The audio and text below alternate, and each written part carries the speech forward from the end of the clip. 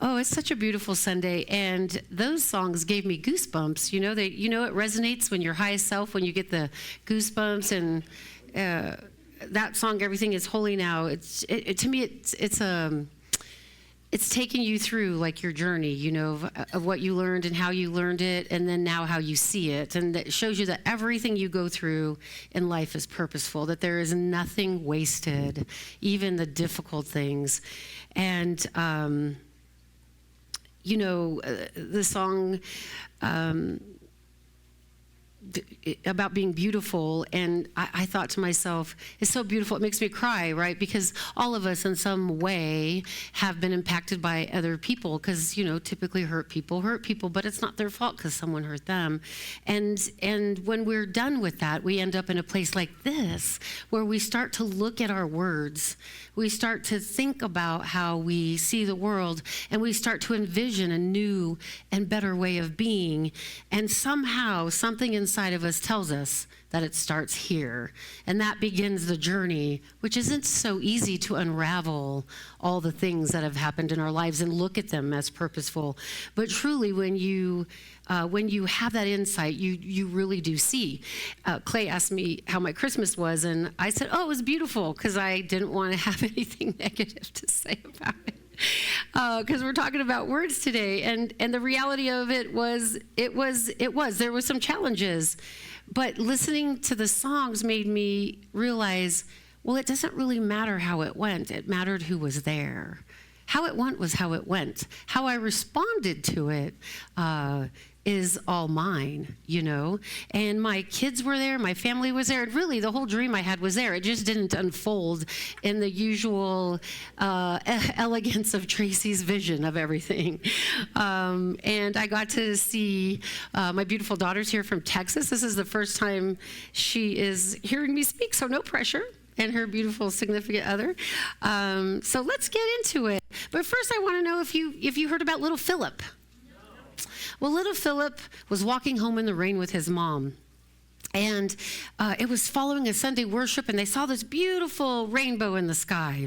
It was so delightful with vivid colors, and his mom said to Philip, "Doesn't it look like the artist painted that rainbow just for you?" And she goes, "I bet, God, the great artist, really painted all of those colors just for you." And Philip replied, "Yes, God did. He painted it left-handed." Confused, his mother said, "Well, what makes you say God painted it left-handed?" "Well," Philip said, "we learned in Sunday school that Jesus sits on God's right hand."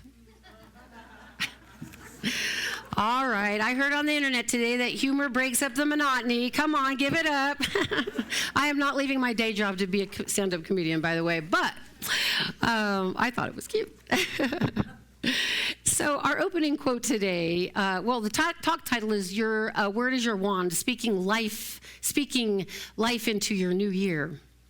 And everything that you think, every unkind word that you speak, every generous or selfish action adds or subtracts from your light. If the suffering of others breaks your heart, as it does for anyone with a sensitive nature, what we decide then to do is to resolve to be the instrument of healing to everyone we meet. So Ashanama Swami says that every thought that you think, every kind or unkind word that you speak, every generous or selfish action subtracts or adds from the light of the planet. That means we have a great responsibility in coming here and living this human experience. And the biggest responsibility, of course, is to ourselves. And the transformation happens here, but typically what we like to do, or and by no fault of our brains, because it's neuro-mapped in there, is go out and blame and, try to make sense of our lives by what other people do to us. But, other people are just doing what they're doing, and how we're responding is what we've talked about many times as our conditioning. It's our nature. It's what we were brought up to be. And so how do we then change it? How do we start to understand that words have a vibration? Well, in fairy tales, wands are a symbol of power, and with a flick of a wand, transformation occurs and challenges are overcome. We've all watched those Disney movies. I know. I waited for my knight in shining armor, and I got him. I did. We wait for those dreams to come to life. In our lives, our words hold the same transformative power as a magic wand. The word is our wand, and every thought or word we speak adds or subtracts to the magnetism of our lives, adds or subtracts to the joy or the bliss. It either takes us into the future, which hasn't happened yet, or we're repeating mostly the fumbles or foils of the past. We very rarely talk about the beauty of our past, what went well, what we did good, what we celebrated. Our minds, because of the neural pathways, are typically focused on what happened to us, and it is good to evaluate this and then to let go. But because our minds are ruminators, we bring it into pretty much every situation. We bring it into our relationships, we bring it into our jobs. And again, when you end up in a place like this in a Centers for Spiritual Living, it tells me that we're ready to look. We're ready to transform. We want to overcome certain challenges in our lives, and we want to live with a sense of freedom and bliss. I can only imagine that. That's why I study. That's why I move, why I'm always continually looking, is because, just like Clay asked me this morning, my initial thing was to talk about everything that went haywire crazy on Christmas and not just say it was beautiful. Because the mess is as beautiful as the things you call good. The mess that you are is as beautiful as the thing you call good, or the expectation that you're trying to live up to. So the words that we speak are vibratory in our aura, and they are adding or subtracting to the thing that our minds make out there. But God is the answer and the question. So the bridge is faith, right? So once we know purpose, I was having this conversation with my teacher, and I said, yeah, I don't believe in purpose anymore. Like, life is just getting hard. Things are difficult. And I was, feeling a little victim-y. It's okay. We're allowed to have that once in a while. But he said, Tracey, it's a lot of pressure to put on yourself to believe that you were raised with a purpose. And I told him this story about my son and how this intuition came when he was young, and I was busy and I heard an audio in my house, "Go get your son." And I'm looking around, I'm like, who is in my house? And I ignored it, and then I heard it again. I was watching my sister's kids, they were young, and I went off to do something, and I'm like, don't open the slide glass door, because we had a pool, it was under repair. And I hear it again, and I'm like, who is in my house? And so I go outside, and I finally pay attention, and I get this sinking feeling, and I run outside, and my son is one step in the pool. And I pull him back, and for the rest of his life, I reminded that God must have had a greater purpose for him. You talk about messing a kid up. He didn't feel purposeful in his journey, right? And what I was telling this story, and he's like, that was your intuition. Some of us hear it auditorially, some of us feel it, but when you're tuned in and turned on to the present moment, that is the download, and your gift of spirit is how you hear it. And I said, I think I really messed my son up, because he struggles with trying to understand or know his purpose. And he said, well, let's look at the word purpose. And it's a lot of pressure to put on yourself to have a purpose, right? And the words we speak about that. But he said, what if what you were doing right now was purposeful? And then when you stop doing it, the next thing you're doing is purposeful. And that you bring the purpose to what you're doing. You bring the atmosphere, you bring your mental atmosphere, you bring your joy, your frustration, your anger, you bring everything to the present moment. So whatever you're doing is purposeful. It's so much more relieving and pressure if you sit and feel that, then I have a purpose and I must obtain it and I have to seek it and I have to find it. And by the way, how in the heck will I know when I get there? How will I know that? How will I be able to speak positive words about it if I always feel like there's something greater and I don't know if I've achieved it? in searching for a purpose or becoming to understand that whatever you're doing is purposeful. If you're parenting, it's purposeful. And then in that purpose, when you're in the present moment, did you ever notice that in the present moment, there's no strain, there's no stress. It's a very blissful feeling, and all the right words come when you need them. And when we are stressed and strained and trying to be in the present moment, like there's any other moment to be in, but that usually means we're back in our mind, and our mind is always in the past or the future. But the presence is who you truly are. So when the mind takes a step back and we come forward in our highest and best self, then the vibration is there, and that's what we call joy. That's the expression of spirit. And the words that flow from that are usually high in vibration. And this is when we typically have the opportunity to attract the things into our lives that we say we want, whether it be material things, a partner, a job. We get clear direction. So purpose. And then when we know the purpose, right? So if we're building something, if we're looking for a new job, we have to define the purpose. The purpose isn't what the outcome is. The purpose is the utilization of the thing that we're doing. And then when we define the purpose, we can then look at the action.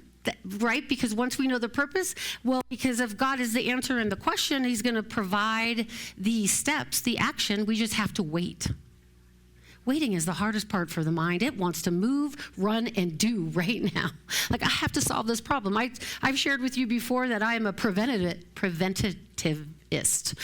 My mind is always like, how to prevent, how to stop, how to not suffer, which is all of our minds. And when I move from that space, my words are not aligned with the thing that I'm trying to attract. Thy vibration is not in alignment with the vibration of the thing that I want to see in my life.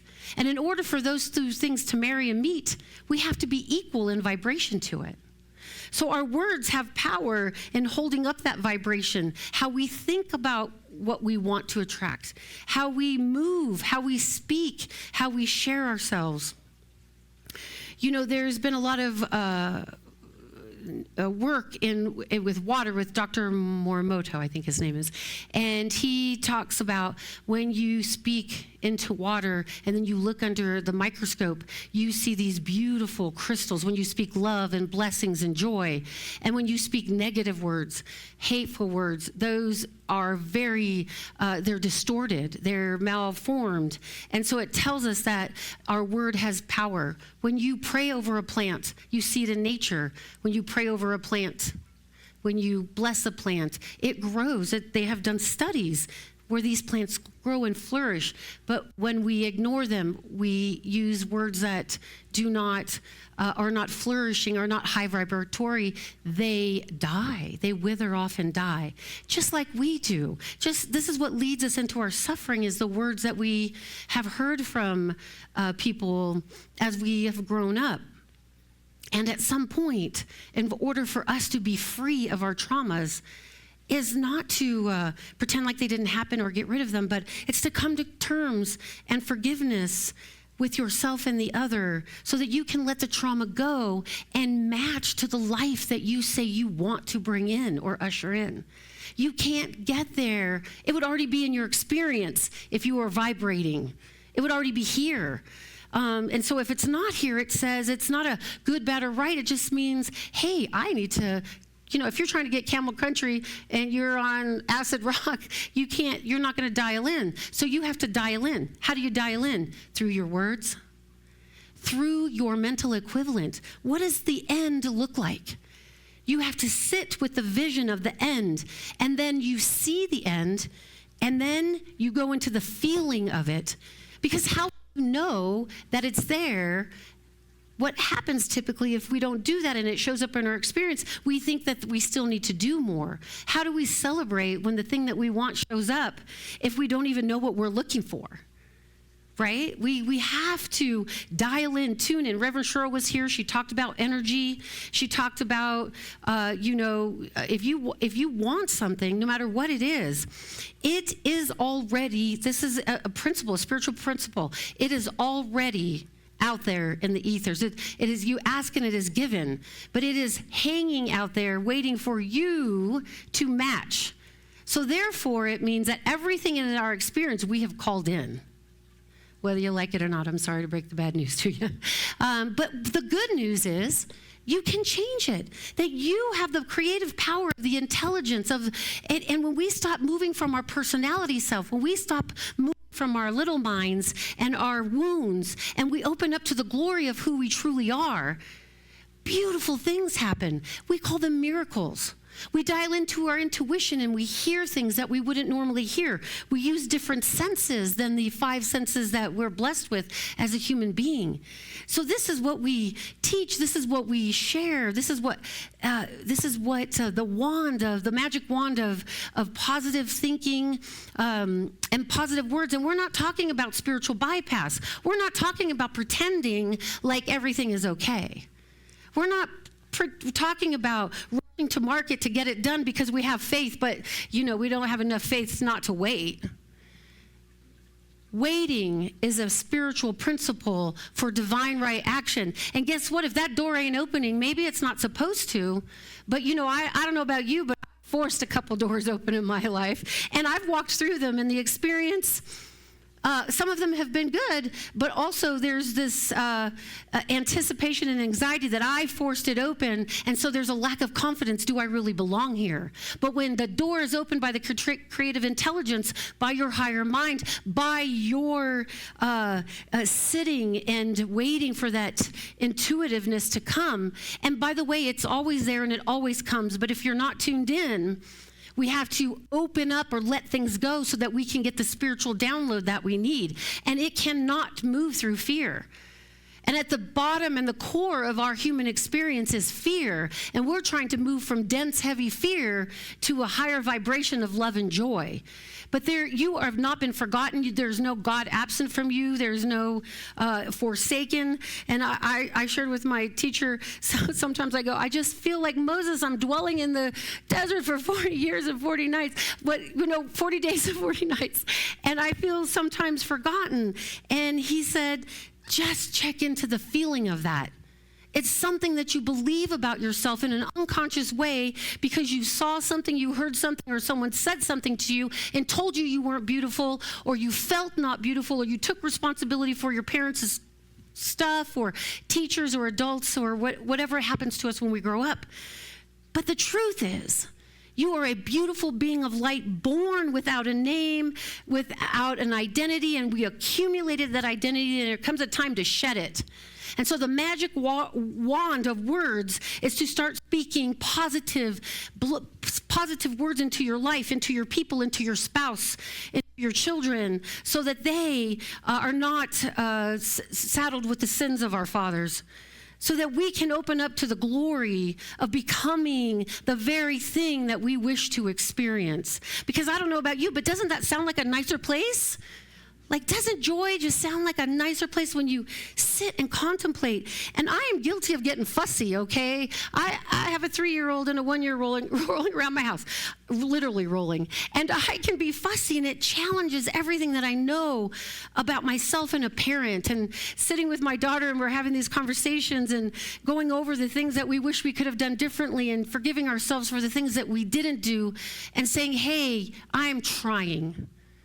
I am a work in process. I'm striving to let go of the challenges, the things that bind me, the false beliefs that hold my heart closed, and allow it to break open. But there's a little fear in that. It takes faith.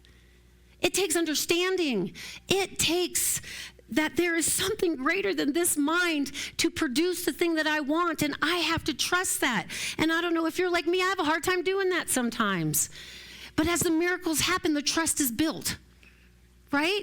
As you directly experience God in your life, the creative intelligence, whatever its source, we stop and go, ooh, that's so amazing. And it is the miracle that has happened for you, and that is the stepping stone, your magic wand, to keep continuing on. And by the way, when you stop, or you don't, or you make a mistake like we all do, or you're not using the positive words, it's okay, because we're human. It's okay. We stop, we take a breath, we find an affirmation. Proper use of an affirmation, I want to be a millionaire? No, because you probably can't believe that. God is my source, supply, and abundance, getting better. I am always supplied. So you keep moving up the emotional scale till you find the affirmation that transforms your unconscious mind. And then you start speaking the glory of God into your mind until you feel it, and then it is revealed. It starts here, it starts here, it starts here. Write it down. Look at it every day. Believe in the possibility. Sit 5 minutes in silence until you see that dream so clearly. Before I got this job, I would just see myself sitting on the stage, just sitting here, sitting here, sitting here. And my mind didn't believe it, but look where I am. It's a miracle. Thank you all for inviting me into your home. It truly is a miracle. Because if you know me, this was a very challenging journey, but I, through that direct experience, know God in a greater and greater way. And I want that for you. And I want this talk for you to go out. And when those words come out, I want you to picture your magic wand. I want you to know that your words have power. They have power over you. They have power in the vibration. And the other person that you're speaking to, whether it be yourself, because we are so unkind to ourselves, or the other person, they have a vibrational power. And once you know that you control the destiny of your own life, that there isn't something outside of yourself making it happen, it is you. Then you start to take it seriously, because it's easy to escape it if we think this thing is out here and that and it's going to always forgive us. But when you know it's you, then you easily forgive yourself. You reformat, you reclaim, you regroup, you revision, and you give yourself a little break. You pick yourself up, you give a good smile, and you try again. Because that's what we're all doing. We're trying again. And with that, what I want you to know about what Ernest Holmes said, let me find his quote, because I really thought it was wonderful, so I want to read it to you, and then we'll wrap up. By the way, this was a great journal sheet, so you can find the journal sheets outside when you exit. Sudra has put them on the table by her door. But Ernest Holmes talks about the power of words and what they bring into our life. The beginning of all wisdom is to realize that we are surrounded by a creative medium which receives the slightest impression of our thought. That's our power, and then acts upon it. So if you want to know what you believe, look at your life. It is a physical demonstration of your conscious and unconscious beliefs. And if you don't like what you see, guess what? You created that. You get to create so much more. Now that you know the secret, it's just a matter of embracing it, accepting it, finding it to be true for yourself, bringing it into your life, asking for the guidance to show you your highest and best truth, and watch your life transform before your eyes. Let's seat that in prayer. Run. All right.